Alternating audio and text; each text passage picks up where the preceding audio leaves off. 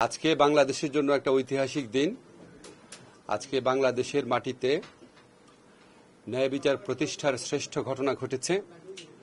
জুলাই গণ অভ্যুত্থানকালে শত শত মানুষের মৃত্যু, হাজার হাজার মানুষের গুরুতর আহত হওয়ার ঘটনা, অঙ্গহানির ঘটনা, বিকলাঙ্গ হওয়ার ঘটনার জন্য যে নৃশংস খুনি দায়ী ছিল, আজকে সেই শেখ হাসিনার মৃত্যুদণ্ডের আদেশ হয়েছে।